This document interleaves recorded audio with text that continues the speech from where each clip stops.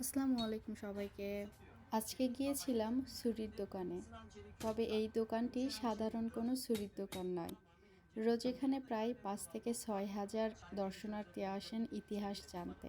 এই দোকানে রয়েছে ওসমানীয় সাম্রাজ্যের ছুরি, যা তুরস্কের হাতে গোনা কয়েকটা জায়গায় দেখতে পাওয়া যায়। এখানে দোকানের সামনে অনেক বড় একটা ফাঁকা জায়গা আছে। প্রথমে সেখানে সবাইকে ছুরির ইতিহাস জানানো হয়। তারপর দর্শনার্থীরা ঘোরার উদ্দেশ্যে দোকানের ভেতরে প্রবেশ করে। অনেকে আবার স্মৃতি হিসাবে এখান থেকে ছুরি কিনেও নিয়ে যায়। এখানকার বেশিরভাগ ছুরির নকশা উসমানীয় সাম্রাজ্যের আমলে তৈরি ছুরির আদলে। এই ছুরিগুলো তৈরি হয় উচ্চমানের ইস্পাত দিয়ে, যা সাধারণ ছুরির থেকে কয়েক গুণ বেশি ধারালো এবং টেকসই। সেই সময়ে এক প্রকার ছুরি ছিল যার দুই দিক দিয়েই কাটা যেত।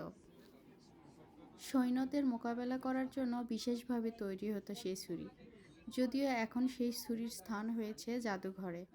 আর ছুরির হাতলগুলো তৈরি হতো হাতির দাঁত, কচ্ছপের খোলস, হরিণের শিং, মূল্যবান কাঠ বা রূপা দিয়ে। এখানে ছুরির দাম শুরু হয় ২৫০ লিরা থেকে, বাংলাদেশি টাকায় প্রায় ৭৮০ টাকার মতো। বাসায় ব্যবহার করার মতো ভালো ছুরির দামগুলো ৭০০ থেকে ৮০০ লিরার মতো। অনেকেই ছুরি কেনার পরে এখানে লেজার দিয়ে নামও লিখে নেয় স্মৃতি হিসেবে। তুরস্কের ইতিহাস ও সংস্কৃতি সম্পর্কে জানতে এবং দর্শনীয় স্থান দেখতে আমার চ্যানেলটিকে সাবস্ক্রাইব করতে ভুলবেন না।